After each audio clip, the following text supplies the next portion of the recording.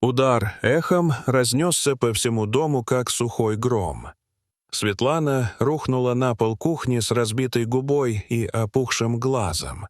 Картофельные драники, которые она жарила, рассыпались по линолеуму, пока сковорода продолжала нагреваться. «Я же сказал, что хотел мяса, а не это дерьмо!» — закричал Антон, сжимая кулак и пиво в другой руке. «На что ты вообще годишься, если даже ужин приготовить не можешь?» Соседи уже давно не обращали внимания на крики из их квартиры.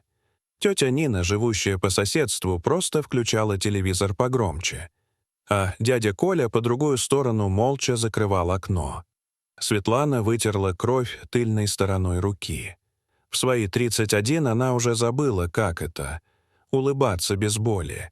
Она была замужем за Антоном 7 лет, и только первые 2 он не поднимал на нее руку. «Прости, милый», — прошептала она, поднимаясь с пола. «Сейчас приготовлю тебе яичницу с колбасой, как ты любишь». Антон презрительно посмотрел на нее. Крепкий, с широкой спиной 34-летний бригадир на текстильной фабрике. На людях он казался идеальным мужем, трудолюбивый, вежливый, всегда с пивом и шуткой во дворе. Но дома он был другим. Когда Светлана готовила, услышала, как он разговаривает по телефону с сослуживцем Игорем. «Все хорошо, брат», — смеялся Антон. «Светка на кухне хлопочет. Знаешь, какая у меня хозяйственная?» Светлана закрыла глаза. Это был голос уже чужого человека. Он будил ее ударами, если еда не была готова, тянул за волосы, унижал при ее родственниках, а потом каялся и снова избивал. Дом выглядел обычно. Панельная пятиэтажка, белые рамы, балкон с пыльными геранью. Но внутри стены слышали крики. Лестница знала звук ее падений, зеркало в ванной помнило ночь, когда он разбил его об ее голову. Светлана поставила на стол тарелку. Антон попробовал и сморщился. «Пересолено. Ты ничего не умеешь делать нормально, женщина». Он швырнул тарелку, и та разбилась. Светлана бросилась убирать, но он схватил ее за волосы. «Оставь. Уберешь завтра. Сейчас готовь заново». Светлана дрожащими руками собирала осколки. Соседи думали, она неуклюжая. Антон с грустью в голосе говорил: «Упала в ванной». И все верили. Кто не поверит Антону, мужчине, который помогает пенсионерам донести сумки? Через 3 недели после инцидента с тарелкой Светлана шла по центральному рынку в темных очках. Рядом была ее младшая сестра Полина, которая несла пакет с овощами. «Света, хватит врать. Я не верю, что ты снова ударилась об шкаф». Светлана сделала вид, что изучает капусту. «Слишком резко встала. Антон меня просто отругал». «Он тебя отругал или ударил?» — спросила Полина, глядя ей в глаза. Светлана замерла. Обычно были только намеки, а сейчас прямой вопрос. «Не говори глупостей, сестренка. Антон — хороший человек, ответственный, работящий. Я знаю тебя всю жизнь. Ты больше не улыбаешься, всегда в синяках. Думаешь, я не вижу?» Телефон Светланы зазвонил. Это был Антон. «Где ты?» «Я дома. Еды нет. У тебя 15 минут». Она побледнела. «Полина, я должна идти. Он тебя ударит, если ты не прибежишь. Это ненормально, Света». Но Светлана уже спешила к остановке. В голове она репетировала извинения. Она знала, какие слова использовать, чтобы усмирить мужа. Она знала, как быть невидимой. Когда она пришла домой, он уже ждал. Он молча сидел в кресле с бутылкой пива в руке и мрачным взглядом, будто заранее знал, что будет дальше. Вечером он снова набросился на нее. Сначала с обвинениями, потом с ударами. Он швырнул ее о стену, топтал ногами, выговаривал каждую вину с презрением, будто вырезал ее имя из собственной жизни. Но на этот раз внутри Светланы что-то изменилось. Это не была просто боль, не просто страх, это было пробуждение. словно что-то глубокое и древнее, дремавшее в ее сердце, проснулось. Это была не ярость и не месть, это была кристально ясная решимость. Она поняла, что никто не придет, никто не спасет.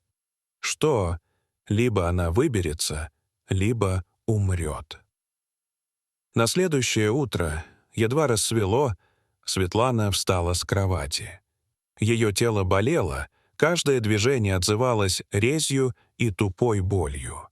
Она посмотрела на спящего Антона, который мирно храпел, не подозревая, что прошлая ночь стала причиной ее окончательного прозрения.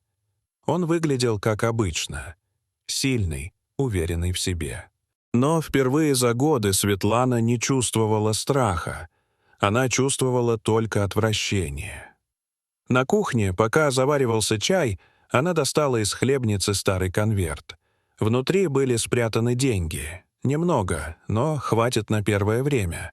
Там же лежали ее документы, паспорт и копия диплома педагога. Она вспомнила, как мечтала стать учителем младших классов, пока не бросила учебу ради брака. «Когда-нибудь вернусь», — говорила она себе. Сегодня это «когда-нибудь» пришло. В течение недели она готовила побег. Знала, по субботам Антон играл в футбол с коллегами. Именно в тот день она надела пальто, спрятала паспорт и деньги в старый рюкзак, надела очки и пошла на вокзал, купила билет и уехала. В другом городе Светлана сняла скромную комнату, назвалась новым именем — Марина Степанова, и подала заявление на восстановление документов, указав, что паспорт утерян. С этого началась ее вторая жизнь. Она устроилась уборщицей в частный детский центр. Зарплата была скромной, но коллектив оказался добрым, а главное, никто не знал о ее прошлом. Постепенно она наладила контакт с заведующей и однажды призналась, что имеет педагогическое образование. Та удивилась, но дала шанс. Через 3 месяца Светлана уже вела занятия по подготовке к школе для малышей.